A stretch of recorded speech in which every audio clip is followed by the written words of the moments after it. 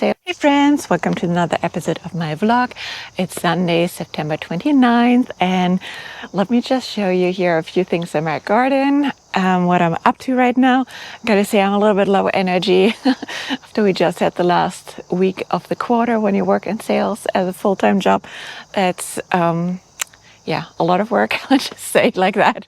But I started here because I want to show you some really sizable loofah. And I'm pretty sure we have at least 3 sponges very soon. So that's like here a big one. Oh, look at those ones here. Do you see that? That one is really big. Another one is hiding over there. A couple more here, and then the OG one. That is for sure already a sponge. It's like super firm, and I think it starts even to dry up, so it's really nice. But then otherwise we have, yeah, a lot of dahlias still going on. Let me show you the beauty here. And I'm kind of procrastinating with everything in the garden again. I'm tired, but look at those. But look at those dahlias. I gotta cut some for the week. Usually I don't have that many blooming because, again, like the week went a little bit away from me. But it's, yeah, gorgeous. The dahlias these days is the only thing what's still gorgeous in the garden. Everything else is definitely on the way out. I wanted to, this weekend, to get rid of my tomatoes over here, but I couldn't manage it. I was just, again, so tired. But what I did do is to take some of my daikon radishes to have like a test pull. And the daikons definitely still need to go a little bit, but there are some like smaller purpley ones. I'm not sure if we can see those now. Oh, there, let me see. There, which are already good. And just look at those carrots. For some reason, the carrots in the grow bags in the back didn't take at all. But I'm not sad if I have here a full 8x4 field of delicious, gorgeous carrots. So that should be all good and well. And then we have, of course, still our center cut squash, because nothing will kill that thing except for a really hard frost. So with that, I did start to save some seeds. I was thinking like a few weeks ago that I won't have enough to do my seed share at the end of the year, which I usually love to do like around Thanksgiving time, but I think I have still plenty. So saved some ageratum, I saved some yarrow, status, cosmos. I did save some of my zinnias, although I'm not sure if I will put those ones in the seed share because the plants have all powdery mildew.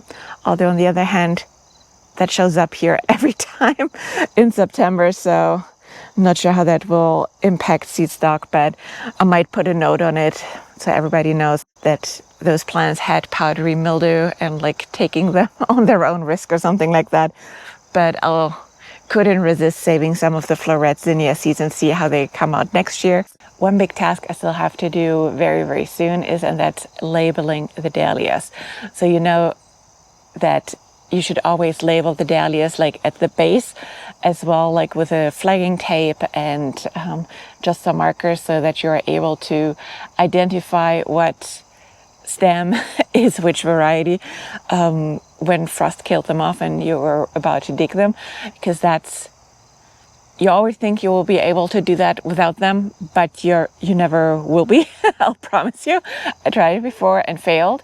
So I had a couple mystery dahlia tubers last year, but so it's always easier to do that when they're still alive and you see the color on top of it and you can 100% identify what varieties they are. But they also have grown in so deeply, and as you know, I have always the fencing around, so I have to like dive in deep and bend somehow deep through over the fence down to it. So it's not easy, it's not comfortable. So I should do a few at a time to make sure I get all of them in before frost. But yeah, I'm kind of dreading it. I wanted to do a few ones this weekend and kind of like, well, like just dangling around and procrastinating and not doing anything. So it's fine.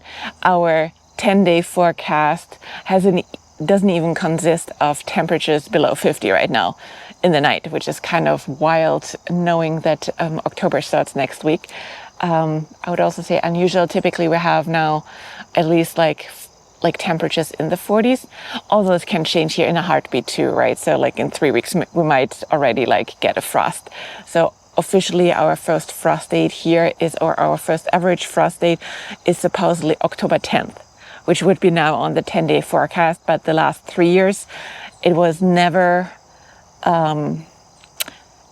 before November. So we usually had it like either like Halloween, or like in the week after Halloween, or when was it, like 2 years ago we had it super late, which was like November 20th or so, like the week before Thanksgiving we had the first hard frost. So yeah, so until then we'll ride with the dahlias.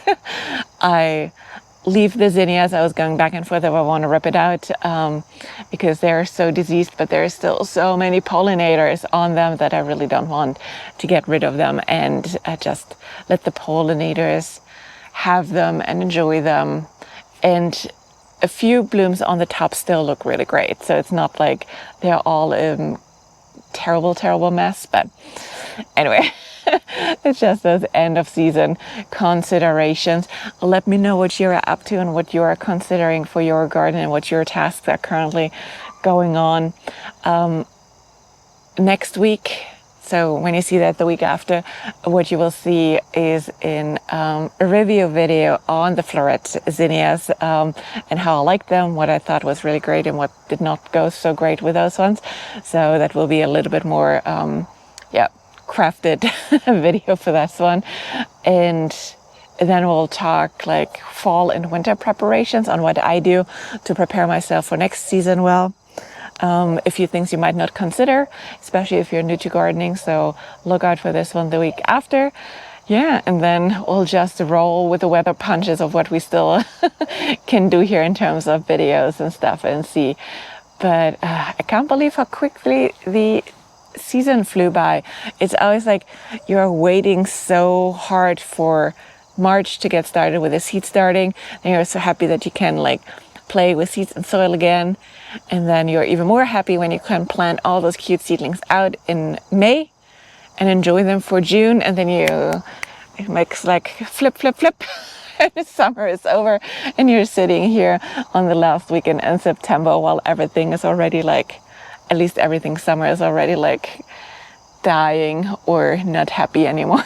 And it's like, lovely. It's just the way it is with gardening. That's one thing which I do enjoy though, is number one, the break in the winter. So it gives you time to reset and rethink and just also change things up when you notice something didn't work, right? So it also gives me a break of like gather the energy and the excitement again.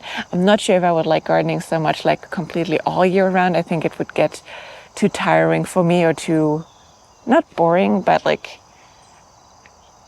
I'm not sure how I would keep the motivation and the excitement going hard. Let's say it like this. And if you are one of the folks who are in a gardening zone who can garden year around, let me know how you keep the motivation up. I'm curious to learn that. And yeah, otherwise let me know what you're up to. You know, I always love to chat with you in the comments, and otherwise I'll see you next week. Thank you.